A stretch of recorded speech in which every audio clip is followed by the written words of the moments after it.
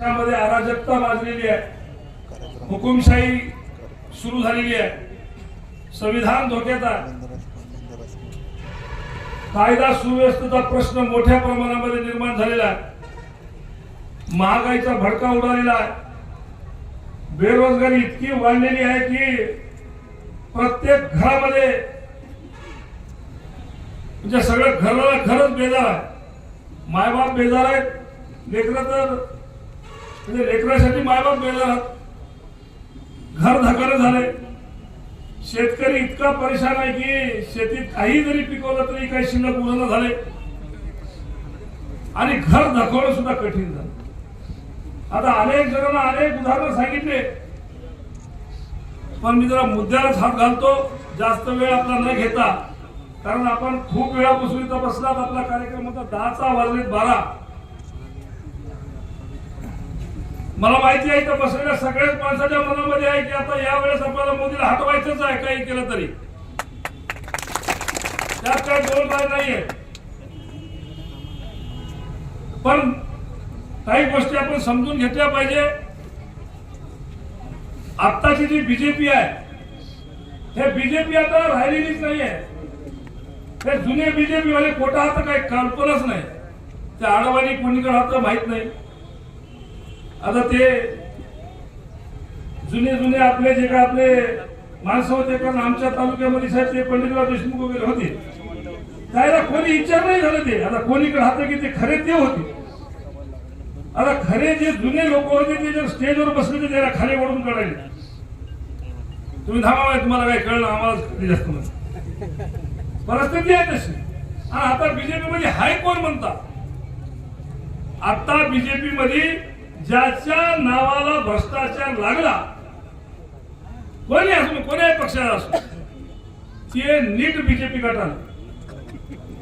मग आता बीजेपी मध्ये राहिलं कोण, उरलं कोण?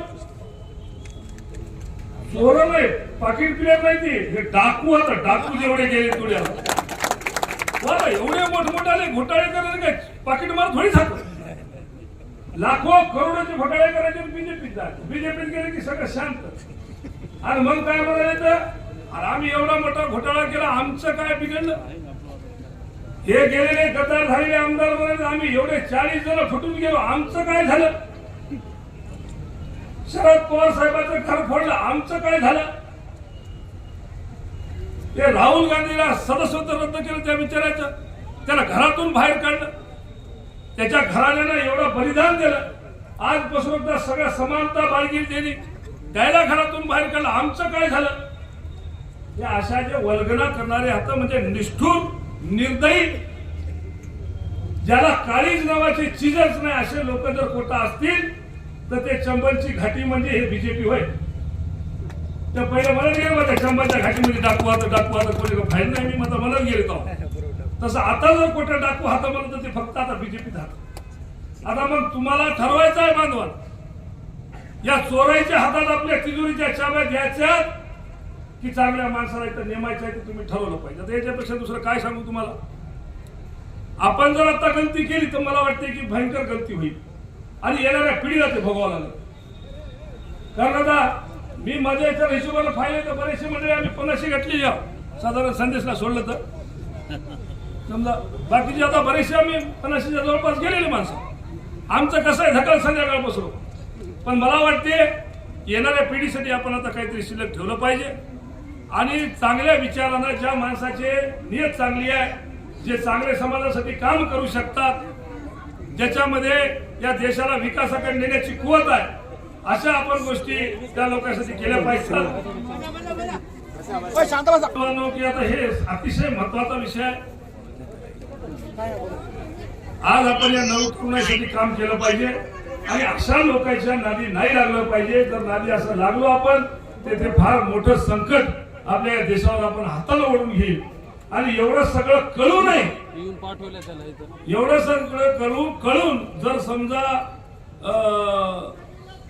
आपण जर तसाच करू म्हणजे न विचार करता जर मतदान करू लागलो तर आपल्याच हाताने आपली कुऱ्हाड आपल्या पायावर मारून घेईल बांधवा. त्यामुळे अतिशय कटाक्षाने आपल्याला हा विचार करणं गरजेचं आहे. येणाऱ्या नवतरुण पिढीसाठी, या बेरोजगारीवर आळा आणण्यासाठी महागाईचा भडका जो काही आहे हे दूर ठेवण्यासाठी आणि विकास कामं चांगल्या प्रकारे झाले पाहिजे, समतोल निर्माण झाला पाहिजे, भावबंद टिकलं पाहिजे आणि चांगले माणसं या देशावर राज्य केले पाहिजे असं आपण सगळ्यांनी इथं ठरवलं पाहिजे. तरच उद्याची निवडणूक बरी राहील. कारण संविधान याला बदलायचं आहे. संविधान जर बदलायचं तर कशामुळे बदलायचं याला संविधान? तर संविधान बदललं की पुन्हा निवडणुका घ्यायचं कामच उरणार नाही. आणि निवडणुका जर घ्यायचं काम उरलं नाही तर तुम्हाला विचारायचं कामच नाही. तुम्हाला काय विचारायची गरज आहे मग निवडणुकात नसल्या? म्हणून हे एक अधिकारशाही आत्ताच चालू झालेली आहे आणि हे जर पुढे चालू द्यायची नसेल तर 2024 इलेक्शन एकमेव पर्याय आहे. दुसरा कोणताच पर्याय नाही. सुप्रीम कोर्ट सुद्धा याला काहीच म्हणणं झालं. जे सगळ्यात मोठं सर्वोच्च न्यायालय आहे सुप्रीम कोर्ट सुद्धा याच्या गोष्टीच्या पलीकडे जात नाही आहे. मोदी शहाच्या पलीकडे जात नाही आहे. न्याय व्यवस्था ही सर्वोपरी सर्वात उच्च कोणती असली तर सुप्रीम कोर्ट आहे. पण आजच्या घडीला पाहायला लागलो आपण काय व्हायला लागलं काय नाही. त्यामुळे आता फक्त एकच अदालत राहिली ती म्हणजे हे जनता अदालत. तुम्ही आम्ही सर्वजणांची अदालत आहे. बाबासाहेबांना खूप परिश्रम घेऊन हा संविधान दिलेला आहे.